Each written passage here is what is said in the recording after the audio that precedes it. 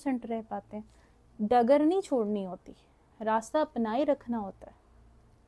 ये आपका खुद पे मेहनत करना, अपने ऑरा को स्ट्रॉन्ग करना, अपनी वाइब को, अपनी एनर्जी को सस्टेन करना ही जिंदगी है।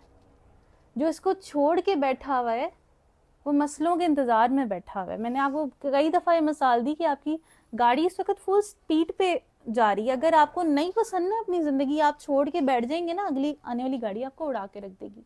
और यही आपके साथ हो रहा है, कभी कोई उड़ा के रख देता, कभी कोई उड़ा के रख देता, क्योंकि आप तैयार नहीं है उस सफर के लिए। आप डिस्ट्रैक्टेड बहुत हैं। आपका एक मसला सॉल्व नहीं होता, आप दूसरे पे जंप करते हैं, दूसरा सॉल्व नहीं होता, तीसरे पे जंप करते हैं। आपको लगता है कि जिन लोगों से आप बात करें शायद उनके पास आपके मसले का हल है, वो वक्ती तौर पे कोई बात कर देते हैं या आप अपने दिल की बात कर लेते हैं, आपका दिल हल्का होता है, मसला खत्म नहीं होता। मसला उसके बाद खत्म होना होता है और आप इतने हल्के हो जाते हैं कि फिर आप भूल जाते हैं। आप दोबारा उसी रोड पे बैठ जाते हैं, इंतजार करते हैं दोबारा के गाड़ी मुझे उड़ा के रख दे और फिर मैं रोऊं, फिर वही पैटर्न रिपीट हो रहा है। The pattern is continuously repeating, you are not efforting on it at all. आपने जो पहली दफा बात सुनी उसके बाद आपने उस पर एफर्ट की नहीं, वो तो सुकून आया, फिर बस सही, वो खत्म हो गया। अब दूसरी बात सुनी, क्वेश्चन सारे please kindly hold them, kindly please don't mind me saying that. आप लोग होल्ड करें, क्योंकि वो डायरेक्शन जो होती है वो बड़ी डिस्ट्रैक्ट हो जाती है, फिर वही डिस्ट्रैक्शन से हमें अवॉइड करना था ना। तो हैविंग सेड दैट, उस औरत की जिस तरह बात की और फिर ये बताया कि एक पॉजिटिव ऑरा होता है, ठीक है, जिसमें आपके अंदर स्ट्रेंथ है, जिसमें आपको बताया आप औरत हैं, आप माँ हैं, आप कैसे कह सकते हैं कि आपके बच्चे पे आपकी बात का असर नहीं है। मतलब आपकी बात में वीकनेस आ गई है, आपका अंदर का ज़ात कमज़ोर महसूस कर रहा है, आपने बार बार कोशिश की, आपको लगा कि अटेम्प्ट करे जा रही हूँ, मामला सेट नहीं हो रहा। ये ऐसे ही है जैसे किसी की टांग टूटी हुई और हम उसे कहें चलो भागना शुरू कर दो। आपने पहले उसको हील करना है। अगर आपकी बात का असर कम है, आपकी वो बात वाला ऑरा वीक है।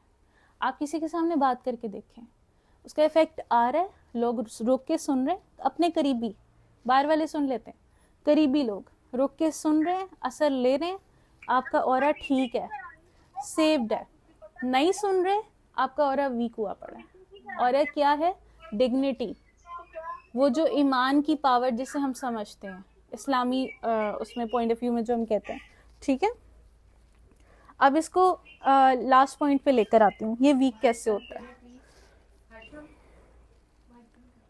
जैसे मैंने बताया कि सारी प्रॉब्लम्स स्टार्ट होती हैं आपके वीक होने से, आपके अंदर से टूटा और बिखरा हुआ होने से। जिस दिन आप डिस्ट्रैक्टेड ज़्यादा हैं, जिस दिन आप डल ज़्यादा हैं, उस दिन आपकी ज़िंदगी में ज़्यादा प्रॉब्लम्स हैं, ठीक है।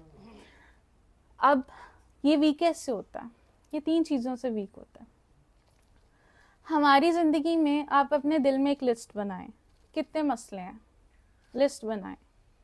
फाइनेंशियल इश्यूज होंगे, कुछ बीमारियां होंगी, कुछ रिश्तों में नाचाकियाँ होंगी, ठीक है, कुछ मायूसियाँ और नाउमीदियाँ होंगी जो हमने करना चाहते थे नहीं हो सका, ठीक है। 4-5 से ज़्यादा नहीं है ना, 5 मैक्सिमम, ठीक है। अब शुक्र वाली लिस्ट बनाएं। आज मैं आपसे कहूँ मुझे अपनी आंखें दे दें, मुझसे 10 करोड़ ले लें, देंगे? कान दे दें, ज़बान, हाथ पाँव, अरबों की एंटिटी तो आप खुद बने फिर रहे हैं, और फिर आप मतलब आप एक इस लिस्ट को ज़रा बनाना शुरू करें। जब भी प्रैक्टिस करें, बहुत सिंपल बात होती है लेकिन नहीं अमल की जाती ना, वही बात है कि नहीं प्रैक्टिस करते हम छोड़ देते हैं। जहाँ पे मेहनत है, जहाँ सब्र है, सब्र क्या, अपने आप को अब होल्ड करके रखना है, अब बनानी है लिस्ट। रोजाना की बेसिस का काम है, रोजाना की बेसिस पे शुक्र है। जिक्र क्या है? अल्लाह ताला ने ऐसे तो नहीं ना तस्बीह हिलाने को बोल दिया। जिक्र कब आप किसी का करते हैं? जब आपको उसकी तरफ से दिया गया सब कुछ अच्छा अच्छा फील हो रहा होता है, जब आपको दिख रहा होगा ना अपने सराउंडिंग में, ये भी अच्छा है, ये भी अच्छा है, ये भी अच्छा है, आपको अल्लाह और याद आ रहा है, और याद आ रहा है, और याद आ रहा है। शुक्र करते जा रहे हैं, मजबूत होते जा रहे हैं। समझें, दर्जा ब दर्जा आप ऊपर आते जाएंगे, आपको अपनी एनर्जी, अपना आप बेहतर लगेगा। किसी दोस्त से, किसी करीबी रिश्तेदार से बात करके आप सिर्फ ढीले पड़ते हैं, बेहतर नहीं इतना महसूस करते जितना आप शुक्र से महसूस करते हैं, ठीक है। आपकी ज़िंदगी में शुक्र कम है। दूसरा मसला, बहुत बड़ा मसला, शिकवा, इसी का ऑपोजिट है। शिकवा। जहाँ हमें कोई चीज़ तकलीफ दे रही है ना, मतलब वो कुछ सिखाने आई है, ठीक है। वी बिलीव दैट फैक्ट, और हम देखते भी हैं ऐसे ही होता है। अच्छा, वो एनर्जी बनी है, यानी कि तकलीफ हुई है, आपके अंदर रेजिस्टेंस आई है, अल्लाह ताला ने नेचुरली इंसान के अंदर रखा है, वो रेजिस्ट करेगा। अगर कोई नहीं कर रहा, वो ट्रॉमाटाइज्ड हुआ पड़ा है।